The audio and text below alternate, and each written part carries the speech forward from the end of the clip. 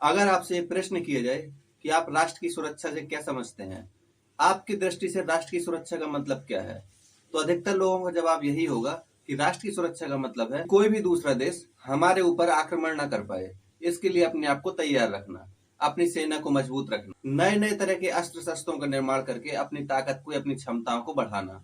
और कुछ लोग तो ये भी कहेंगे कि केवल पाकिस्तान और चाइना से अपने आप को सुरक्षित रखना, यही है राष्ट्र की सुरक्षा। लेकिन कहा जाता है कि अक्सर वो इमारतें भी ढह जाया करती हैं जो बाहर से देखने में मजबूत लेकिन अंदर से खोखली हुआ करती हैं। इसी प्रकार से अगर आप सुरक्षा का मतलब सिर्फ इतना समझते हैं कि बाहर के खतरों से अपने आप को बचाए रखना, तब शायद ये सही परिभाषा नहीं है सुरक्षा की।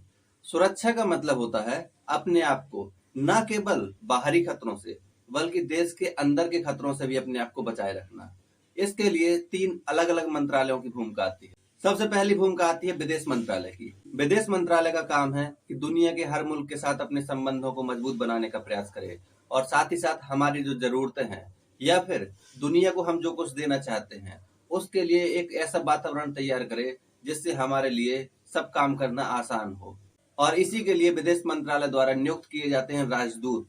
दुनिया के सभी राष्ट्रों में भारत अपना एक राजदूत नियुक्त करता है। राजदूत का काम वही होता है जो भूमिका रामायण में अंगद और हनुमान ने निभाई, यानी कि अपने देश के पक्ष को दूसरे देश में रखना और साथ ही साथ दूसरे देश की कमियों को समझना और समझकर अपने देश को जानकारी देना।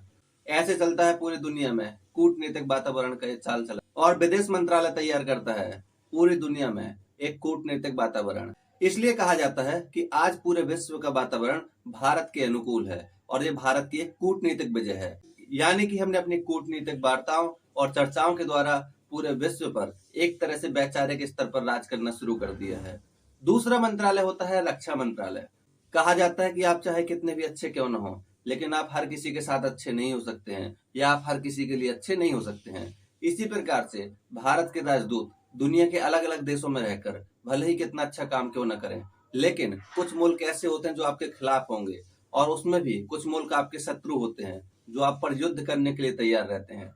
जैसे 1962 में चाइना द्वारा भारत पर आक्रमण किया गया, या फिर पाकिस्तान द्वारा हम देखते हैं कि कई बार भारत के साथ युद्ध किया गया। और साथ ही साथ जब भी समय मिलता है तो उस चूहे की भांति पाकिस्तान भारत पर घुसपैठ करने के लिए तैयार बना रहता है। तो इसका जवाब देने के लिए हमारे देश में एक मंत्रालय है जिसको कहा जाता है रक्षा मंत्रालय।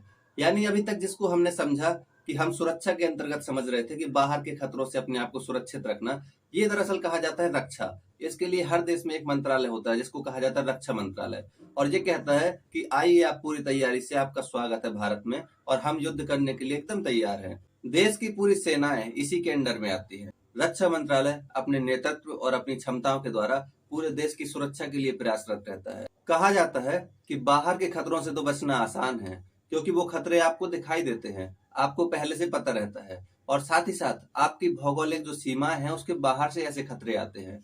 लेकिन सोच कर देखिए, अगर खतरा देश के अंदर हो, देश के अंदर ही अशांति फैली हुई हो, या फिर कोई गुप्तचर या जासूस आपके देश की सूचना किसी दूसरे देश को दे रहा हो, या फिर आपके देश में आपके देश के खिलाफ ही षड्यंत्र चल रहा हो, या बाहर की कुछ शक्तियां, बाहरी देश अपने देश के लोगों को आकर्षित करके या मोटी रकम दे करके उन सभी को देश के अंदर अशांति बनाए रखने के लिए प्रेरित करें।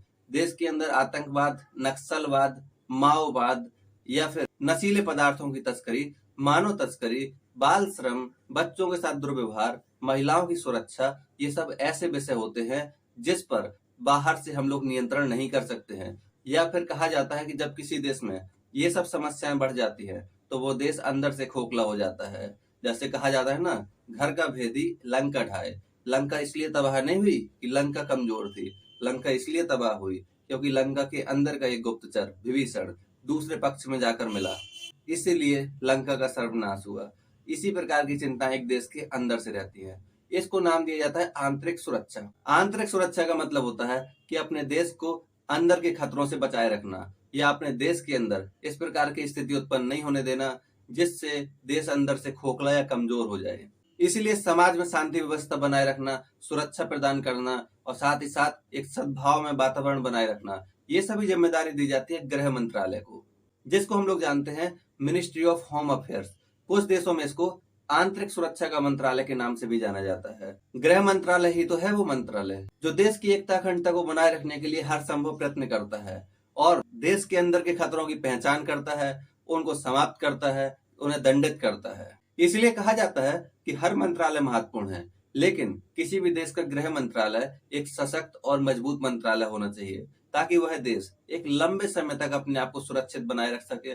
क्योंकि किसी भी देश में विकास कार्य तभी हो सकते हैं जब उस देश में आंतरिक स्तर पर शांति बनी रहे। अभी ताजा उदाहरण मणिपुर का है। आप देख रहे होंगे कि बीते 2 महीने से वहां पर एक आगजनी सी चल रही है और आंतरिक स्तर पर अशांति फैली हुई है। अब सोच कर देखिए कि अब मणिपुर में कोई भी विकास का काम किया जा सकता है? अभी नहीं किया जा सकता है। इसीलिए कहा जाता है कि अगर देश के अंदर अशांति रहेगी, असद्भाव रहेगा, या सांप्रदायिक हिंसाएं होंगी, नक्सलवाद फैलेगा, माओवाद फैलेगा, चरमपंथ फैलेगा, या फिर अलग अलग राज्य पृथकतावादी आंदोलन चलाएंगे और देश से अलग होने की बात करेंगे, तो ऐसी स्थिति में देश कमजोर और खोखला हो जाएगा। इसीलिए इन सभी खतरों को पहचान कर इनसे निपटने के लिए हमारे देश का गृह मंत्रालय एक मजबूत और ताकतवर मंत्रालय बना हुआ है। उम्मीद करते हैं कि आपको ये जानकारी इन्फॉर्मेटिव लगी होगी, तो प्लीज कमेंट